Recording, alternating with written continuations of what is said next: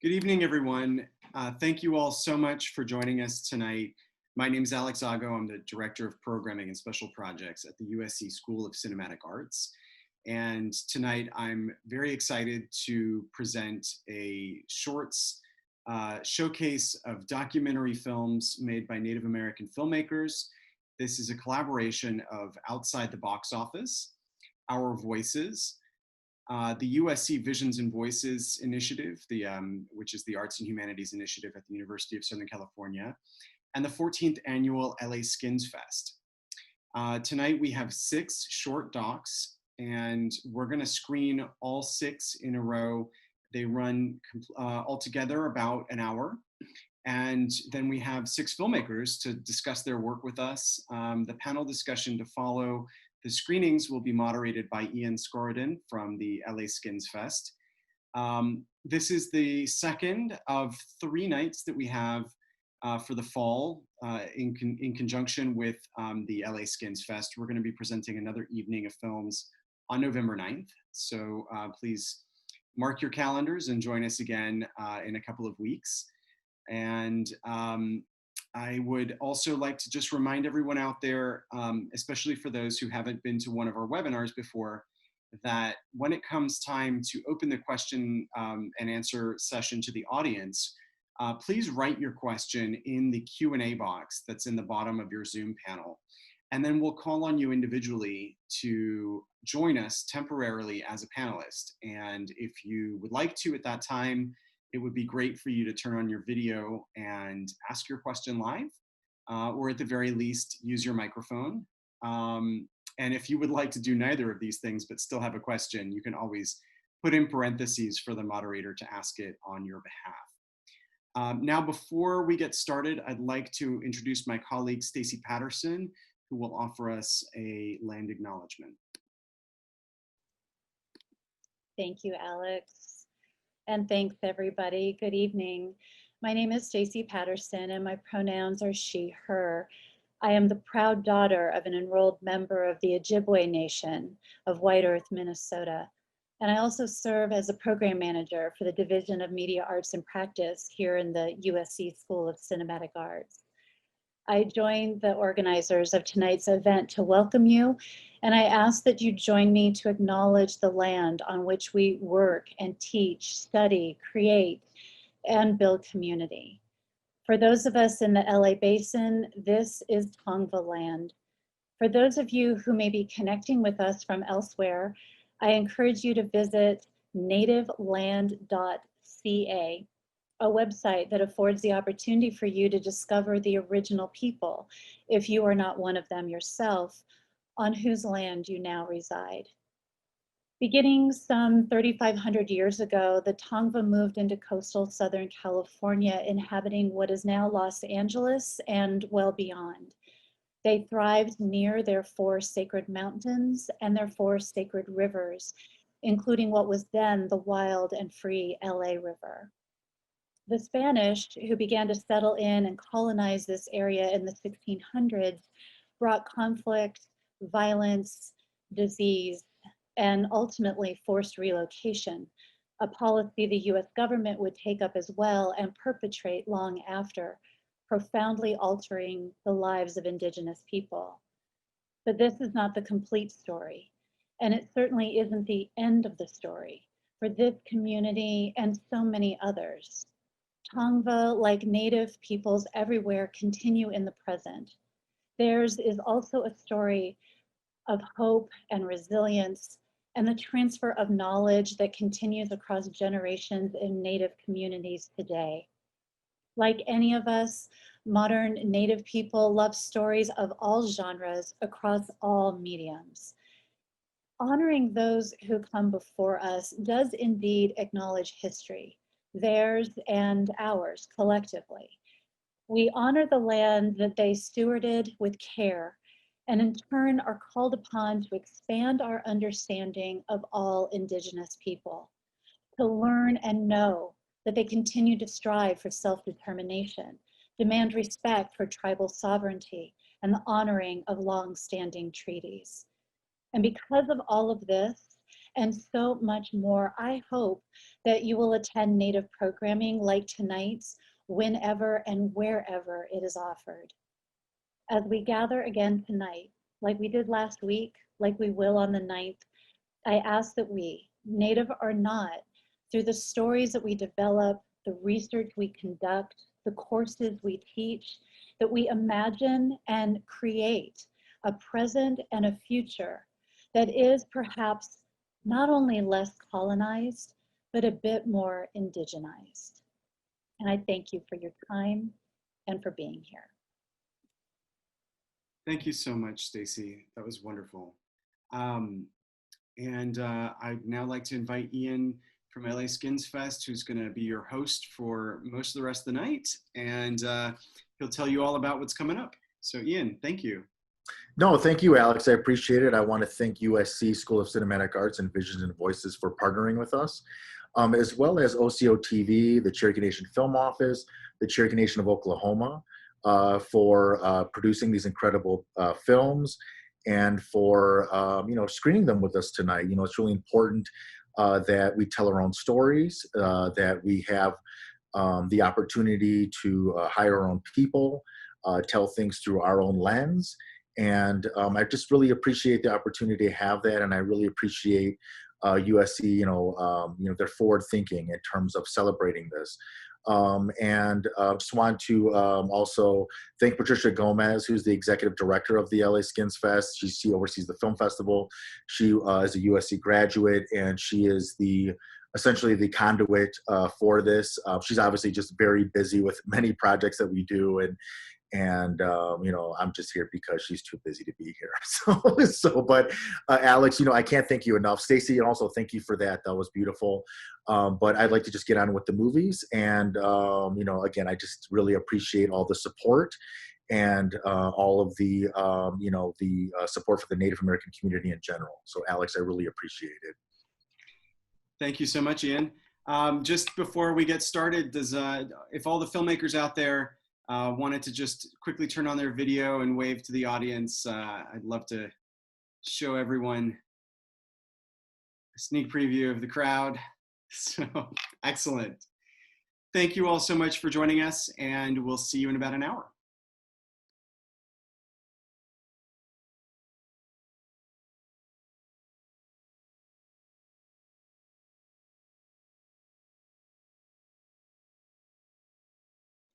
Okay, Ian, thank you so much again for hosting this evening's conversation.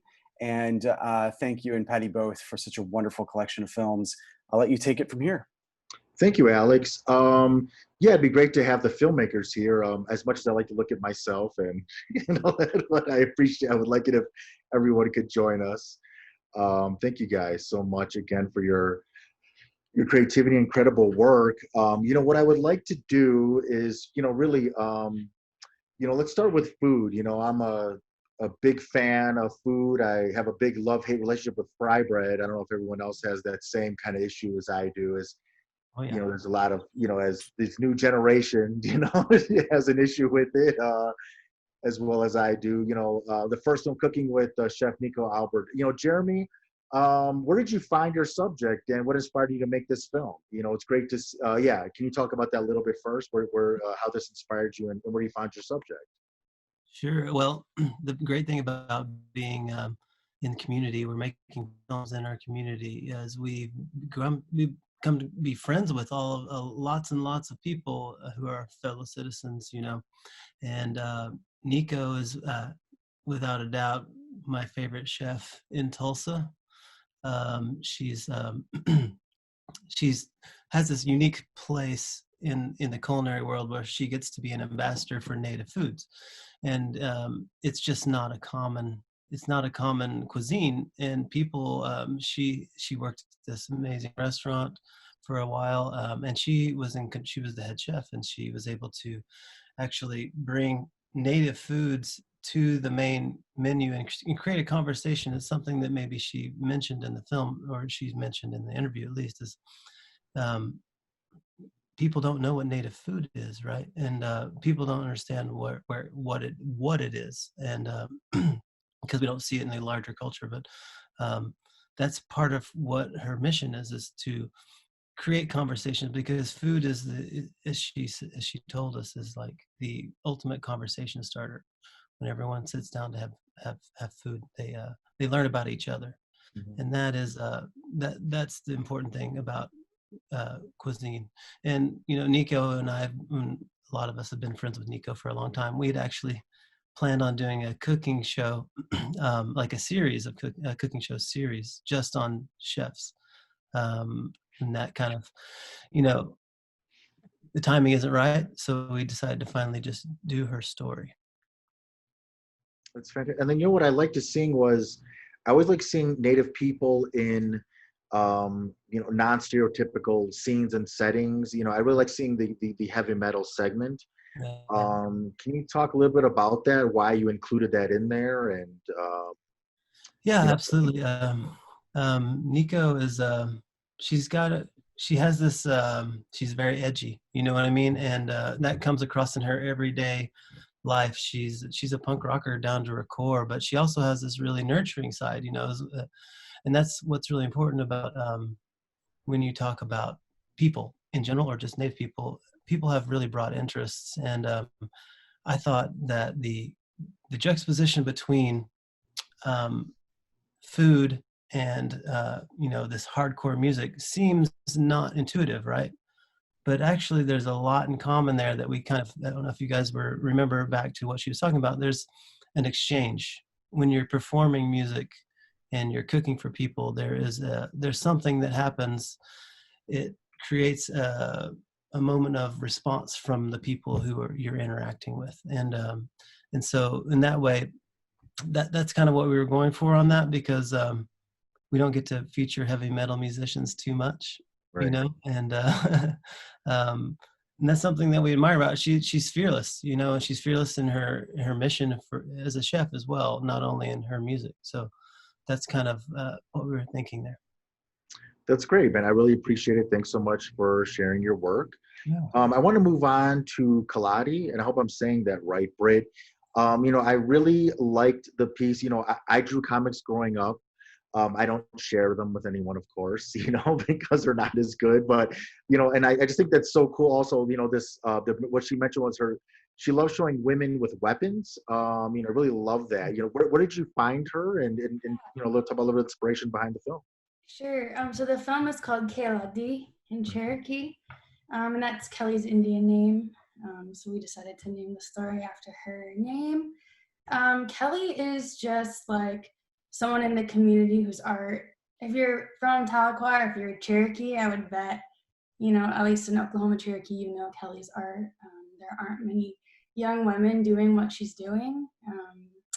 So I don't know, Kelly, I knew Kelly, but she had kind of been somebody really active on social media, but there hadn't been someone who told her story like on a platform like OCO. So I was really privileged to be able to be the person to direct and produce this story.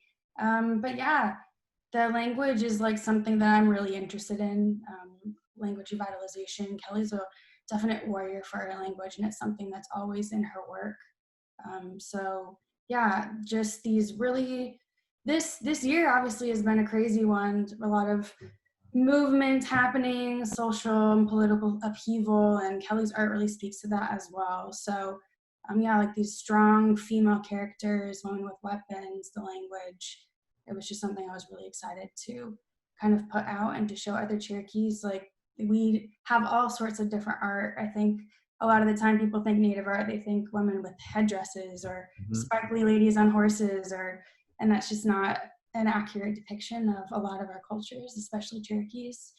So yeah, I was excited about putting it, kind of setting the record straight, and it not being this sort of thing that we see all the time with Native women artists or Native artists just in general. So it was great. And the one thing I really liked about it that you incorporated like she had a drawing about with Black Lives Matter, and and a lot of our community is mixed. Can you talk a little bit about that as well? Yeah, I think that especially in this time, just being allies for one another. I think a lot of the time, especially now, Black and Indigenous solidarity is a real thing, and a lot of our a lot of the things that we've struggled as minority groups in the United States, they really do have a cross-section. And so I know that with the George Floyd incident this year and police brutality and all the things that have been happening, Kelly wanted to be vocal about that, wanted to show her support. And as a young Cherokee filmmaker, I want to support artists who are doing that. So it just kind of was a really great opportunity to tell an authentic story and to support some of the things that she really values. And I think that that's partially our role as filmmakers, or especially when you're telling stories from your community. One thing that I really value is authenticity, and doing her justice, and telling a story that paints her in an authentic light. And that's something that's really true to her heart. And so I wanted to make sure to show that in the piece. You know, that's great. You know, you mentioned solidarity. Of course, we have a real epidemic with our women, and the federal government just passed the Savannah Act. And we just don't get as much attention. So I really appreciate, what you're trying to say there in your film. I think that's really important. So thank you again for that. I want to talk about Chugi Kingfisher, Rory. The first question I have is, it's really tough. If you could maybe tell us, where did you find like a big chubby Indian in Oklahoma? They're so rare, and it's like, where would you find one anywhere in Oklahoma? Well, just kidding. I'm just curious about if you could talk about the film a little bit. Sorry. So when I first came on full time at OCO, Jennifer gave me a list of stories and just said, what pops out at you? And I was like, Chugi Kingfisher, storyteller, yeah. Growing up hearing Cherokee stories, those are always, your favorite ones are always like the scary ones. Everyone knows the animal stories and things, but like the scary ones don't get told publicly too much. And that Chugi did that for us when we were filming at Sequoia. I thought that was great. And it's not super scary, and there's kind of elements of humor to it, and I just perfect. Yeah, no, he was a great character.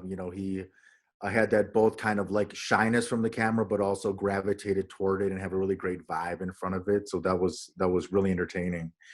And then the animation, I thought that was a nice touch. Can you tell me what inspired you to incorporate that? Just a way to just just show him the entire time, maybe help him tell the story in kind of a visual way. Kind of a full collaboration between me, Kyle Bell, and Blake Brown from Fire Thief. Kyle had been, he showed us kind of a reference. I think it was I'm not a sports guy, but it was like a short film that won an Academy Award from a basketball player as kind of reference, and Blake took that and really just ran with it, and it came out great. And you had some special effects in there. Now there was a close up of his foot knocking over the rock. So tell me how you did that. That was me on my dad's property, poking a rock with a stick, and then going out and erasing the stick. Okay. I'm sorry. Made it over that. I gave up all the secrets there, didn't I? 100%. That's it. Yeah. Okay. But well, it looked fantastic. Okay, I didn't see the stick at all. That was great. Really appreciate that. Thank you. Jennifer, fantastic work. I want to talk about language is everything. Preservation is really important to, every tribe. A lot of our language is disappearing. A lot of it's, the youth, the elders say the youth aren't listening. You say the elders are too mean to listen to. There's a lot of back and forth there. So maybe if you could talk about, just a little bit about, some of the inspiration behind this film, Language is Everything. So Durbin Feeling he's done more for language preservation and revitalization, as you probably saw from the piece, the way people spoke about him. In the Cherokee Nation, he's sort of seen as a rock star. I mean, it sounds kind of silly because you're talking about, somebody who is working in language revitalization, but at a time, like you just said, when our language is in danger, and it's so important to who we are as Cherokee people, when you have this one person who kind of saw the writing on the wall way back when, and he was the lone person to take steps to preserve the language by writing the first Cherokee dictionary. And then, even when he was in boarding school, he was being punished for speaking in the Cherokee language. And a lot of people, a lot of families just said, okay, well, we're being punished. We have to just, start speaking English. And they stopped teaching their children, and the children stopped speaking it. And that's how we got to where we are today. One of the many reasons we are where we are today with our language. But Durbin, he just said, well, I'm not going to let that stop me. He never stopped speaking language. It only made him want to speak it more and learn it more and share it. And so he definitely was the inspiration. And Durbin was not in the best health whenever we filmed our story, and we knew that. And so we really wanted to capture his story and be able to preserve that for our nation, for our people, and for other tribes, who are working on language revitalization. And so unfortunately, Durbin did pass away earlier this year. And we're really proud to have been able to capture his story in the way that we did. Yeah, that's so great. That's so great. And it's like forward thinking to do that, working with some tribes in Southern California. I myself am, from Oklahoma as well, but, working with like last fluent speakers and getting them to talk and share, it can be quite a challenge, but it's great when we're able to kind of get over that obstacle and work with them, because ultimately, they aren't going to be here forever, so that's really fantastic that you're able to get this and preserve this. That's really great to hear. Thank you. So sticking with you, Jennifer, I would like to know a little bit about the third. As we love it at the LA Skins Fest. I think we awarded it best shorts documentary last year. Actually, my parents lived in Stillwater as well, and so can you talk a little bit about, we just talked about language is everything, and can you talk a little bit about making a sports documentary? What was that like? Yeah. So Kyle Bell was the director of the third, and it's about Lindy Waters the third. And I helped him produce it. He produced as well. And really with this piece, Kyle Bell is so passionate about basketball. And he had been telling me, he'd been just looking for, we need to find, a Cherokee who's really, great at basketball, because I want to do a basketball documentary. And then Lindy Waters came up at OSU and became a star, and Kyle jumped on it and said, he's Cherokee, can we do a story? So we got started on it. And, he formed like a personal relationship with Lindy. And then, I also formed a relationship with Lindy and his dad, who's, his dad and I are texting and still to this day.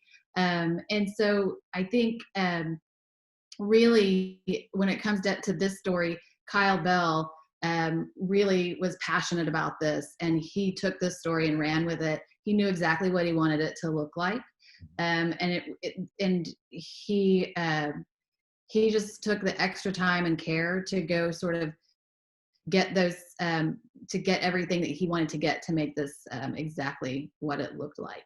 And it was really fun working with Kyle on this project, because I don't normally do sports documentaries, but I have to say, I think producing sports documentaries, I have done more than one now, and it's really fun.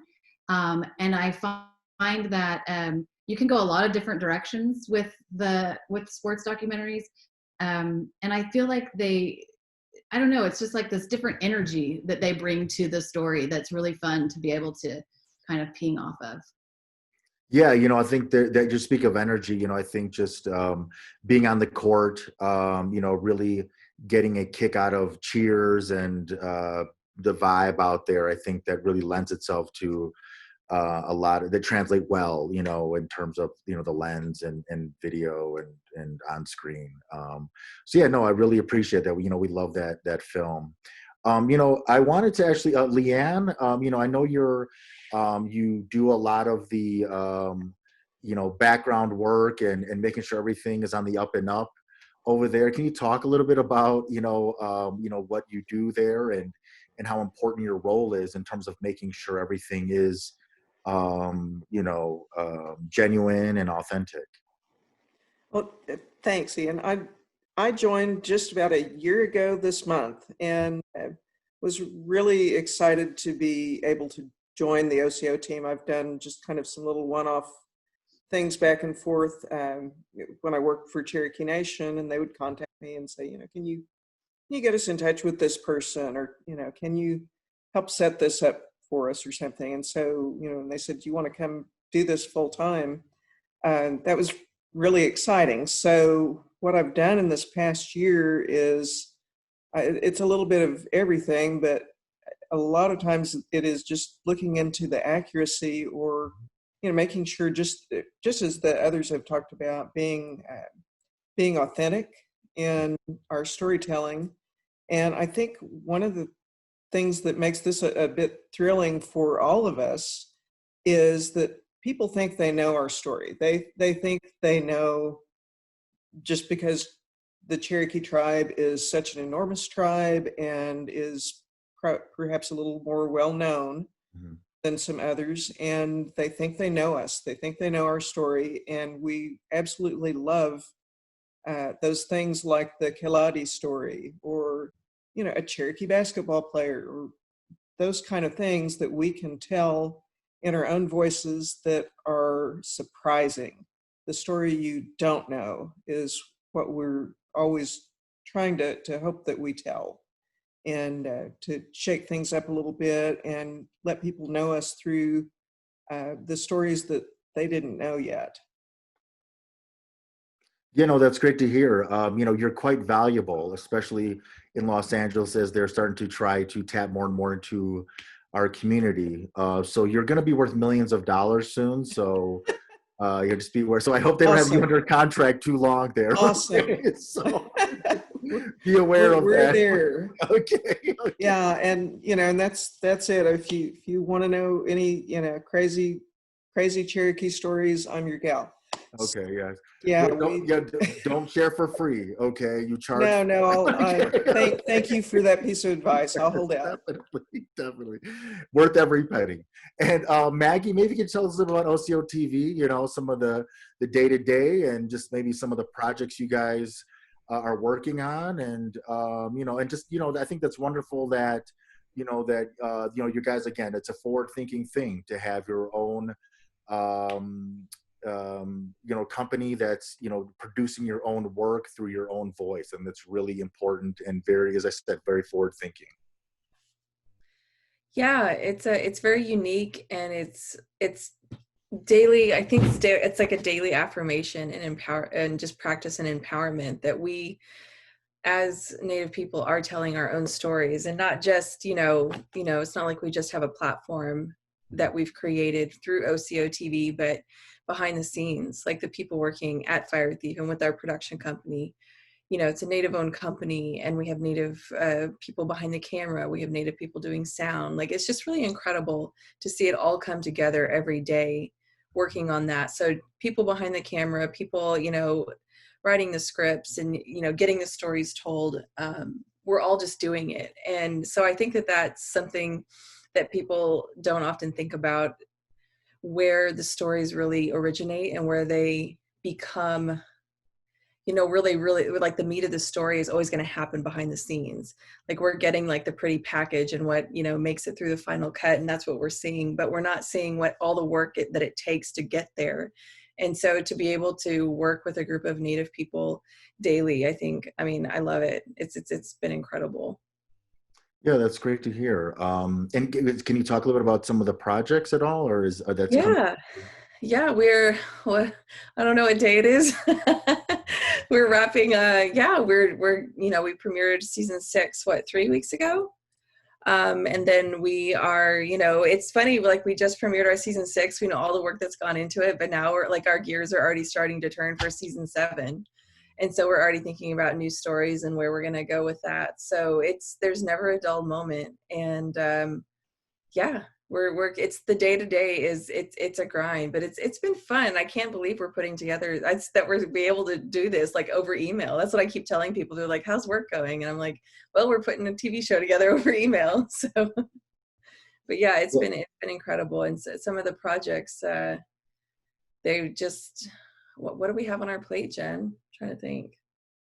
We have, well, if you think about it, you know, every episode of OCO Voices of the Cherokee People has 4 short documentaries and a language lesson included in each one. And so we do 10 episodes a season. So that's 40 of these short documentaries that we produce in a year and put out there for the world. And that's not to mention the language lessons in every episode. So we are constantly working on, and it's really wonderful to be working in Native film as a full-time job with other Natives. We're providing jobs in the film industry for Natives in Oklahoma. And, you know, before COVID hit, we were primed to start doing some feature-length documentaries as well. And then, you know, COVID sort of put a hold on everything, but we hope to be able to pick that up again when this is all over. So yeah, like Maggie said, we're already looking to start season 7. So we're looking at, you know, who are we going to profile in this next year? And I will say that we are cutting down on travel. So whereas we have, you know, we have done stories on Cherokee Nation citizens all over the country, we are really focusing more here at home for the time being until COVID, and it makes our world a little safer to be out in. Yeah, that could be an advantage. You know, short form is of course very popular, you know, so that could be looked at as an advantage as well. And it's great to focus on, you know, people in Oklahoma. You know, I think that, you know, we spoke to a company that looks at tax incentives in Oklahoma, is very popular amongst a lot of production companies outside of Oklahoma.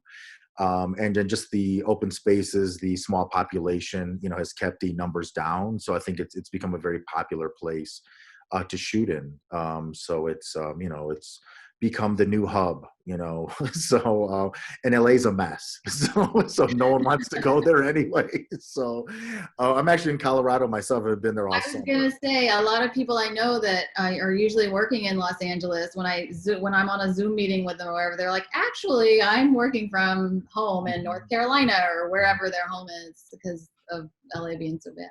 Yeah, not to get too off track, but yes, you know, anything that happens anywhere LA, just will use it as an excuse to protest or riot.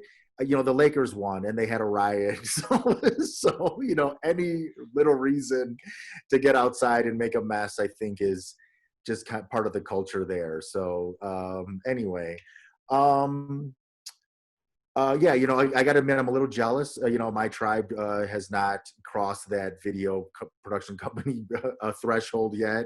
So hopefully if Chief Batten is listening, hopefully he decides to do that.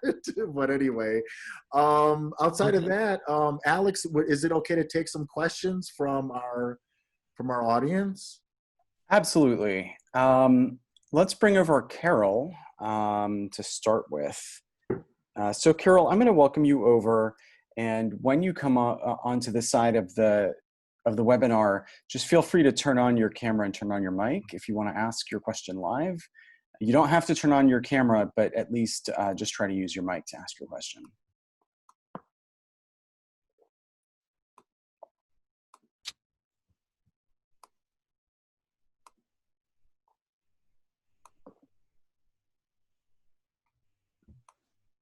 Hi. So, yeah, my question was, sorry, let me pull it up. So it was relating to, it's pronounced Kaylottie, correct? Yeah. Yeah, regarding Kaylottie's story, like just seeing the images of her depicting women like carrying weapons and like looking intimidating. I was just wondering, do you think like this has contributed in the efforts of like seeking justice for missing and murdered Indigenous women and girls? Yeah, I mean, that's something that we talk about a lot in Indian country, and that I definitely don't think that the majority of non-Native folks know too much about, honestly.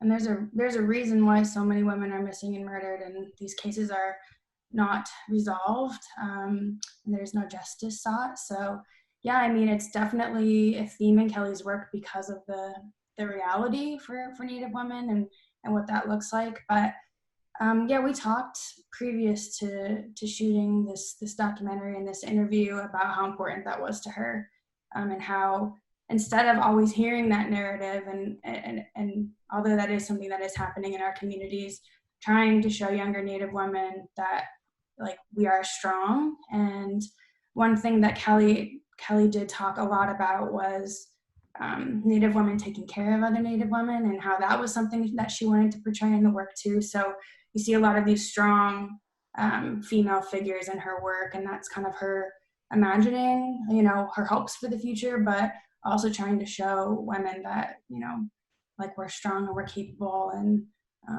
that we're not always going to be a statistic. I think it's important to also sometimes work through that storyline in our own heads. So, but ultimately that, yeah, we're strong. And I think that's really important for young women to see right now. So yeah, thank you for your question. I appreciate it. Yeah, thank you for answering. Okay, let's go out to Brian King. Brian, I'm going to move you over now.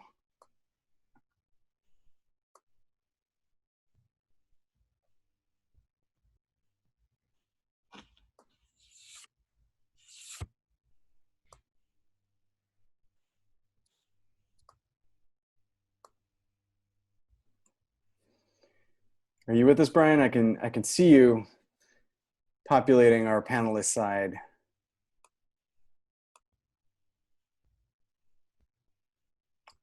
You had raised your hand, and maybe that was a minute ago, and you've since stepped away from your computer. But I'm going to leave you here in case you come back and notice that you're on the spot. And in the meantime, let me just, I guess, ask this question on behalf of Ken. This is about Chef Nico. Was her life changed in her move to Oklahoma by the connection to her mom, or was there some community vibe of the Cherokee homeland? Good question. So yeah, Nico's family has always been from Oklahoma. Her mother is her Cherokee side, and she used to hear stories growing up about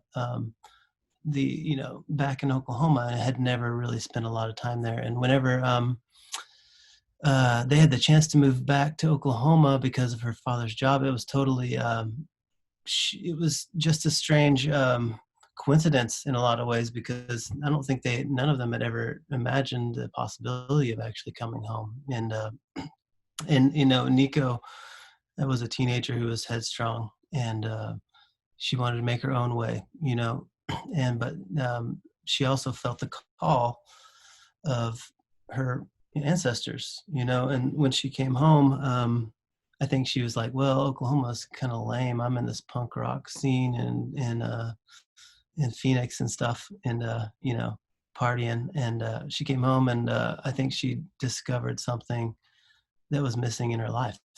And I think that's what has driven her ever since, is actually being able to touch and feel her ancestry, her past, and her family. And I think that was a turning point for her.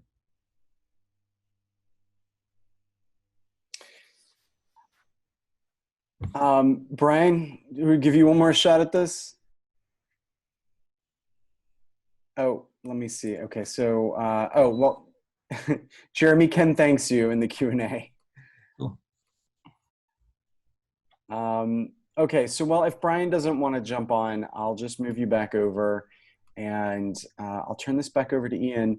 We don't have anything else coming in directly through the Q&A. Ian, I just wanted to, a comment you made is something that comes up a lot, is about, well, why can't my tribe do this, right? That's something that we are very, very aware of, and we've actually, we like to share our knowledge and the situations that has led us to be able to do this. We're really, really lucky in Indian country to do this, but I think we would probably all agree that we want to serve as an example to other tribes who want to start telling their own stories in this kind of a fashion. I know a lot of people are doing that, and that's great, but we just want to kind of show the possibilities of what can be done once you reclaim your own stories.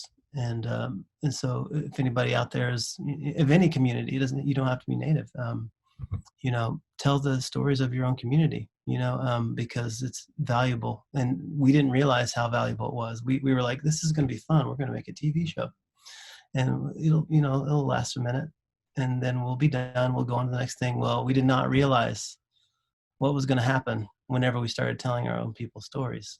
The amount of energy and relief from our people who are like, yes, finally, somebody's talking about us, we matter. And I think that's like a broader conversation about, Native representation, minority representation in media in general. Is like, yes, finally, someone is talking about us, and we just hope to be an example to other tribal nations in that way.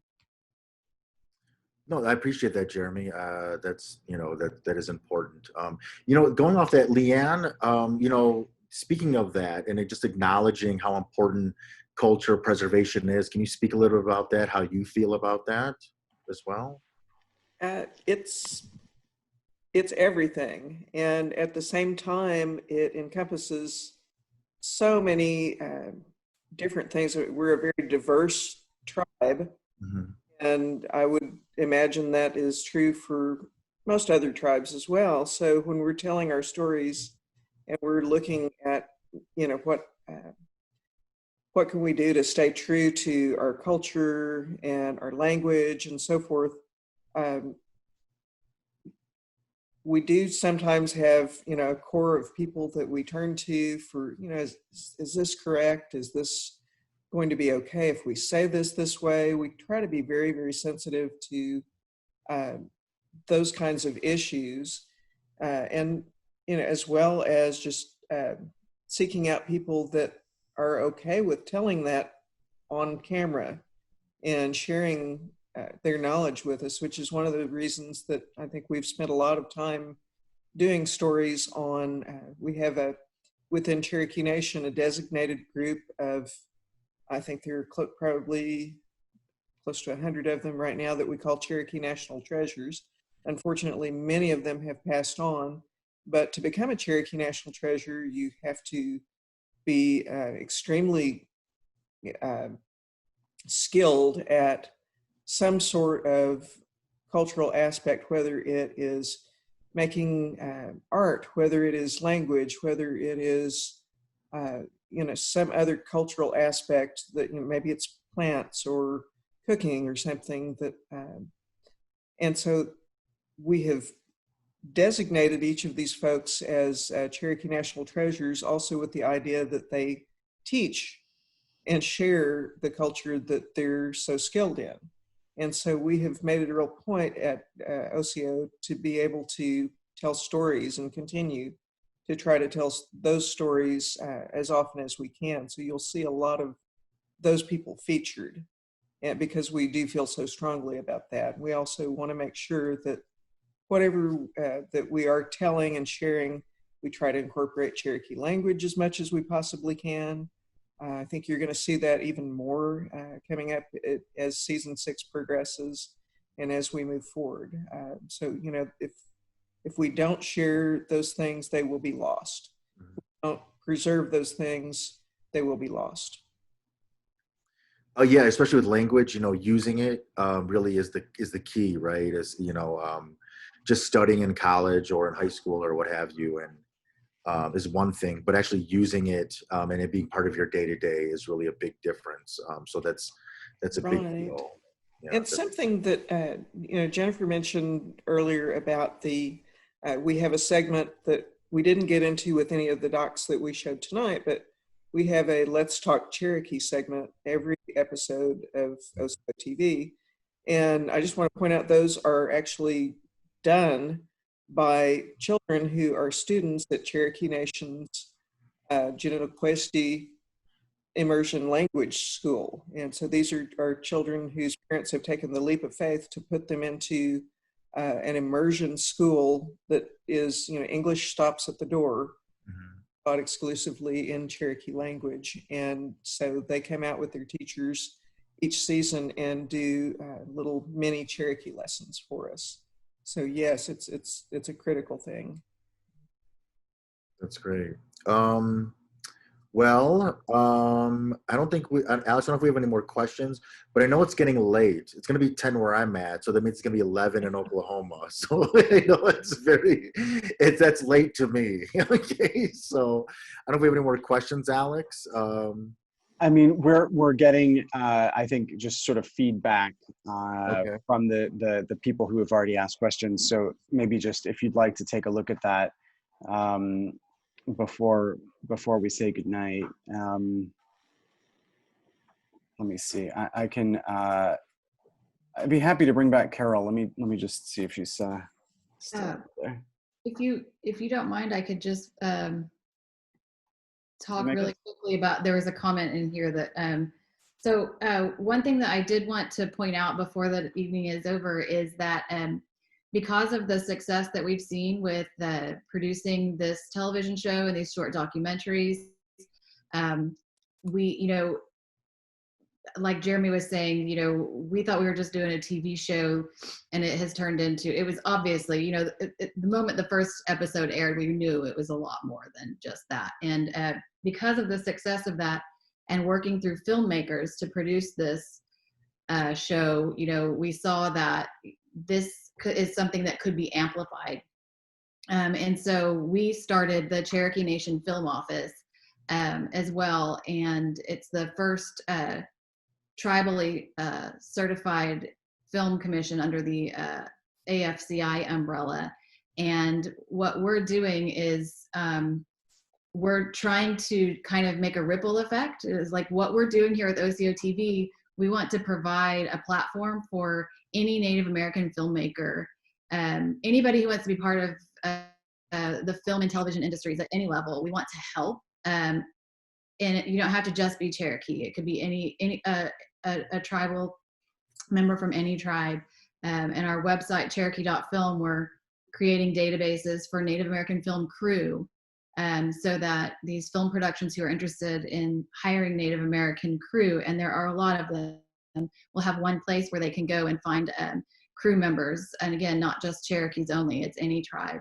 And also Native American talent database. And then we're really just trying to help do kind of like what we're doing and on a small level with OCO TV. We want it to help to, kind of multiply that. And so that's why we've created our film office as well. So anybody that's on here that's listening that's Native, I encourage you to check out our website, Cherokee.film. Follow us on social media. We're really tapped into a lot of, and providing a lot of resources for Native filmmakers. And we partner with the LA Skins Fest. Yes, they're valuable partners. So, and we appreciate the films that you submit every year. They're always, really entertaining and really very savvy in the way that they're produced. So we really do appreciate that. So thank you again for all your support there. I'm sorry, Carol, did you want, yes, please. Yeah, so mine's kind of like a mixture of a question and a statement. So at USC, I noticed that there's like a lack of, I guess, like curriculum or just like any form of education when it comes to like learning more about Native American culture, the studies, and all those kinds of things. And I'm right now minoring in Native American studies because they actually just had that minor on set. And I've been wanting to have a program incorporated into the school for a very long time that just focuses on Indigenous languages and Indigenous language preservation in order to empower Indigenous communities.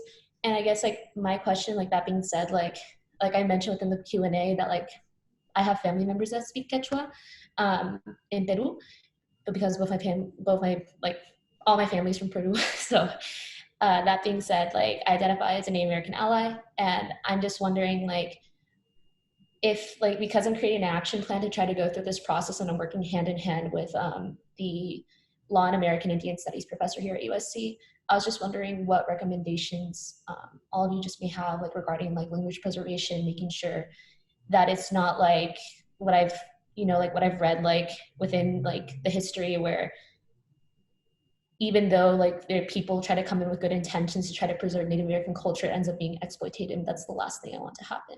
So that's why I asked the question of like, what is it that you would recommend as I go through this process? feel like this is a Maggie question, honestly. Thank you, Leanne. Let me just preface it by saying I would tell you that Cherokee Nation is kind of a leader in language preservation efforts, but it's taken decades to get to this point. And obviously I'm no expert, which I'll defer to Maggie and Leanne about this, but one of the things is involving your community members in that process and having a mission to retain the language, and the people who currently speak it is step one, I would say. Creating groups of people who stick together and are passionate about that is probably step one. Maggie, Leanne, do either of you want to talk about this? I think my first inclination would be to the Indigenous student population there at USC. So really start really localized and then go out from there. Of course, you know, I understand Los Angeles is huge and there's lots of probably various Native communities around Tongva, Chumash, you know, but I would definitely start at USC with the students there. And I would work with them to see what their suggestions and recommendations are. Because I guess I can't speak too much because I'm not sure if it's like a regional language program or Indigenous language. You're saying Indigenous language, so I'm not sure what you're exactly talking about. But I would definitely start with the students first. And I don't know if USC has an active like student, Native student program, not just a couple of Native students, but an actual program, or like a leader, a director of Native American Studies program there. That would be a great place to start. There's a Native American Student Assembly on campus, so I can definitely reach out to them first, for sure. Yeah, absolutely. Yeah. Cool. Yeah, I think yeah, another thing to, at least that I've learned through like working with, aside from OCO, working with other Native groups with storytelling, like starting with the community with where you're at, kind of what Maggie was saying, like whatever Indigenous tribe or tribes is in your area, and going through, I think like, yeah, the student base would be great, and then partnering with folks in that community, because if you think about how many Indigenous languages are in the US alone, that's just like, oh my God, you know? So I think starting, yeah, what Maggie said, regionally or just even in your community to figure out some sort of partnership or how you can help support the local Indigenous community that's near or not far from where you're at would be a good place to start too. But I think that's awesome. It's really exciting.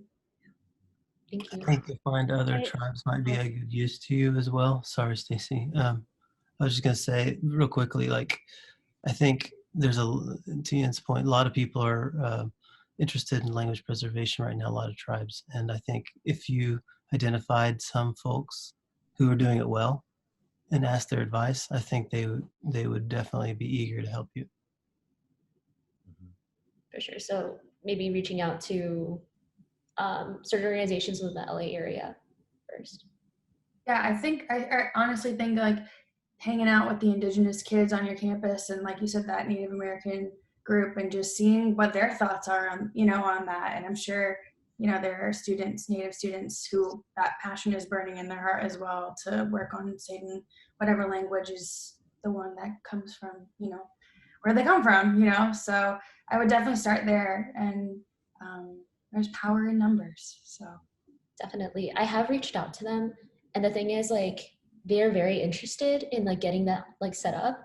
But the thing is, it's just like there's just so much, I don't know, bureaucracy, for lack of a better term, that like goes on that I'm just like trying to figure out right now by like creating an action plan and stuff. But yeah. Absolutely. Carol, I'm just jumping in partly because I'm at USC. I don't know if yet in your program you've had a chance to meet David Truer. I have not met David Truer yet, but I have heard of him. But I have been talking to Deanna Rivera, and I'm taking a class right now with Tom Thompson. Okay. Yeah. I can't volunteer David's time, but for our community, unfortunately, we don't have a large number of Indigenous students or faculty, but David is a faculty member. He's also Ojibwe from Minnesota, a different part. but he and his brother have been, from what I understand, understanding the experience of the Cherokee Nation, been looking to do the same kind of preservation and rebuild the vibrancy of Anishinaabe. So he's on campus and a faculty member, and I'm assuming related to the minor, and is on the ground of doing this very work for his tribe and his nation. So you might have somebody there who is could support and help you amplify, and especially the advice that you're getting from these other individuals. For sure. Thank you so much. I'll definitely be reaching out to him. Thank you, Carol. And I want to thank everyone. Thank you all the filmmakers. I'm sorry? Sorry, she started to speak right as I was moving her back over. Oh, So okay. I'm gonna allow her to talk, which is the other function here, Mhm. but without moving her, just to be safe. Okay, Carol, I'm gonna let you use your mic, but keep you as an attendee. Yeah, so sorry. I just wanted to say that my name was Carol and not Carol. I made that transition because like my family only speaks Spanish at home. And yeah, that was why. I apologize for not telling you any sooner. Yeah. Don't apologize. Thanks for correcting us. All right. Thank you. Yeah, no, thank you for that. I'm sorry, and Stacy, did you have, I think that you were about to, I think before Carol came, no?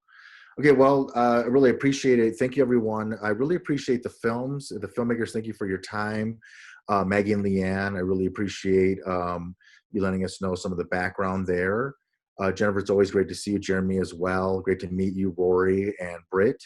Just want to say thank you again for everything. Our next screening is November 9th here with USC. Alex, did you have anything additional that you wanted to add? Just that, you know, I can't wait to see what the lineup is for November 9th. I can't wait to see what we can do once we're also back on campus at some point in 2021. So, you know, if any of you ever pass through Los Angeles and we're hosting screenings, we'd love to have you actually come and join us. And hopefully we can present some of this on the big screen at some point in the future. But thank you so much in the meantime for spending your evening with us and sharing all of these fantastic films. Yeah, thank you guys very much. Thanks for having us. You guys. Guys. Thank you so much. Have a good night. Good night, everyone. Everyone.